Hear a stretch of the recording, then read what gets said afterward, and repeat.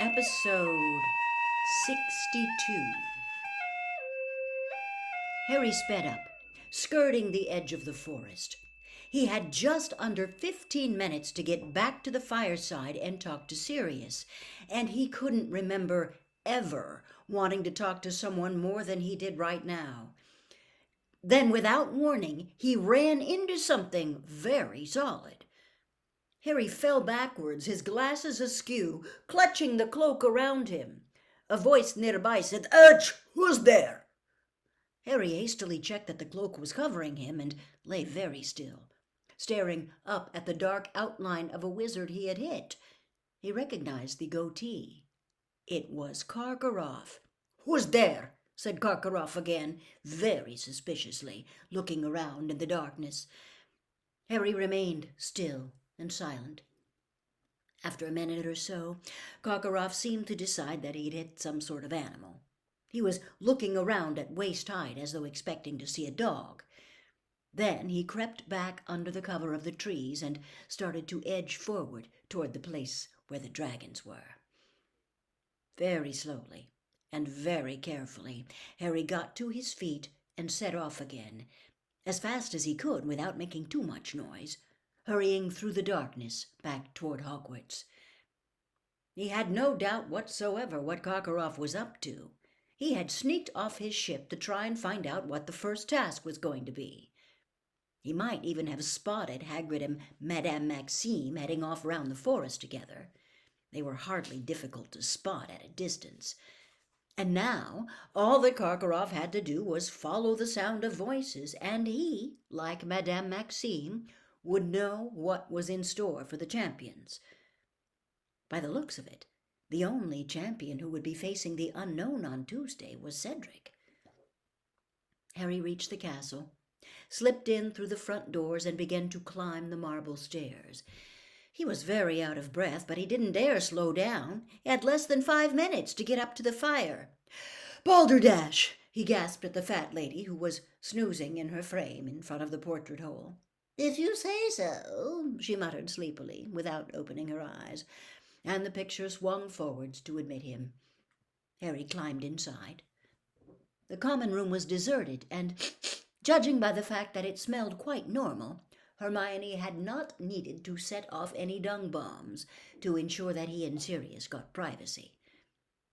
Harry pulled off the invisibility cloak and threw himself into an armchair in front of the fire. The room was in semi-darkness. The flames were the only source of light. Nearby, on a table, the Support Cedric Diggory badges the Creevies had been trying to improve were glinting in the firelight. They now read, "Potter really stinks." Harry looked back into the flames and jumped. Sirius's head was sitting in the fire. If Harry hadn't seen Mr. Diggory do exactly this back in the Weasleys' kitchen, it would have scared him out of his wits. Instead, his face breaking into the first smile he had worn for days, he scrambled out of his chair, crouched down by the hearth, and said, "Sirius, how you doing?" Sirius looked different from Harry's memory of him. When they had said goodbye, Sirius's face had been gaunt and sunken, and surrounded by a quantity of long, black, matted hair. But the hair was short and clean now. Sirius's face was fuller, and he looked younger, much more like the only photograph Harry had of him, which had been taken at the Potter's wedding. "Never mind me now, how are you?" said Sirius, seriously. "I'm—" For a second, Harry tried to say fine, but he couldn't do it. Before he could stop himself, he was talking more than he'd talked in days, about how no one believed he hadn't entered the tournament of his own free will, how Rita Skeeter had lied about him in the Daily Prophet, how he couldn't walk down a corridor without being sneered at, and about Ron not believing him, Ron's jealousy. And now Hagrid's just shown me what's coming in the first task, and it's dragons, Sirius, and I'm a goner, he finished desperately.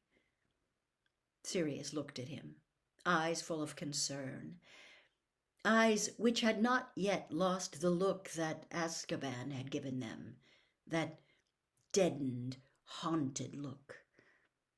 He had let Harry talk himself into silence without interruption, but now he said, "Dragons we can deal with, Harry, but we'll get to that in a minute.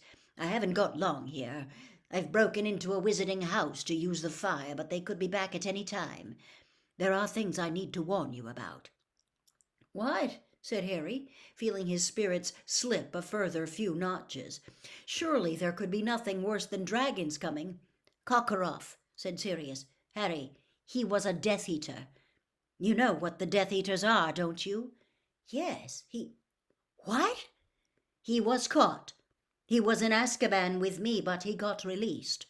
I'll bet everything that's why Dumbledore wanted an auror at Hogwarts this year, to keep an eye on him.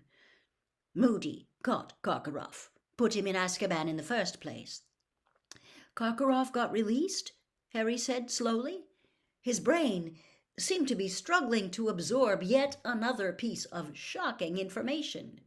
"Why did they release him?" "He did a deal with the Ministry of Magic," said Sirius bitterly. "He said he'd seen the error of his ways, and then he named names. He put a load of other people into Azkaban in his place. He's not very popular in there, I can tell you.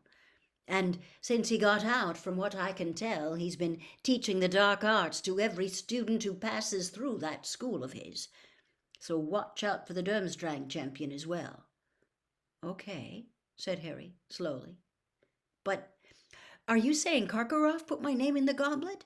Because if he did, he's a really good actor. He seemed furious about it. He wanted to stop me competing."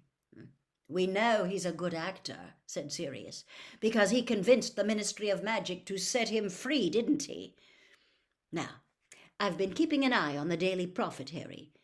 "You and the rest of the world," said Harry bitterly. "And reading between the lines of that Skeeter woman's article last month. Moody was attacked the night before he started at Hogwarts."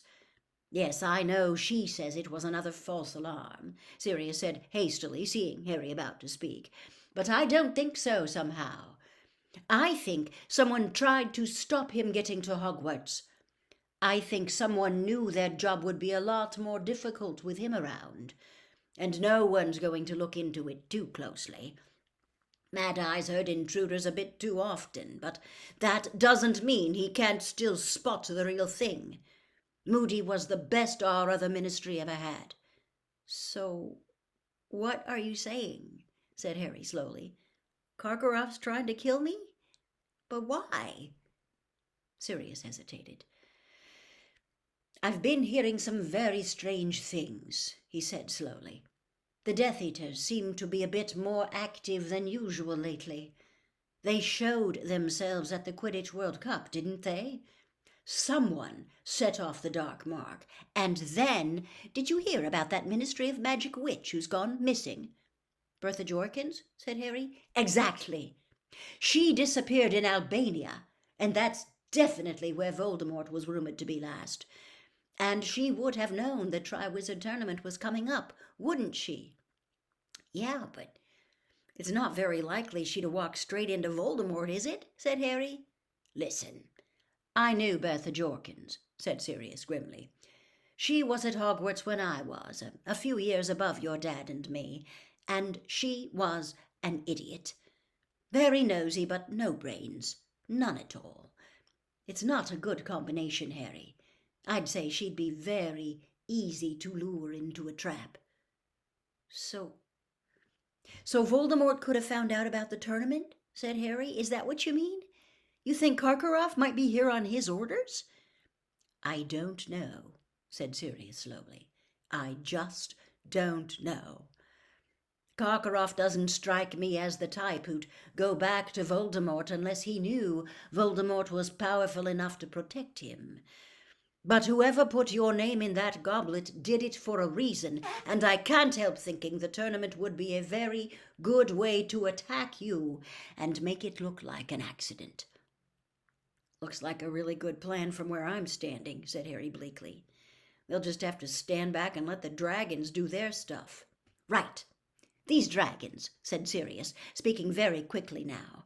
"There's a way, Harry. Don't be tempted to try a stunning spell. Dragons are strong and too powerfully magical to be knocked out by a single stunner. You need about half a dozen wizards at a time to overcome a dragon." "Yeah, I know. I just saw," said Harry. "But you can do it alone," said Sirius. "There is a way, and a simple spell's all you need. Just—" But Harry held up a hand to silence him, his heart suddenly pounding as though it would burst. He could hear footsteps coming down the spiral staircase behind him. "Go!" he hissed at Sirius. "Go! There's someone coming!"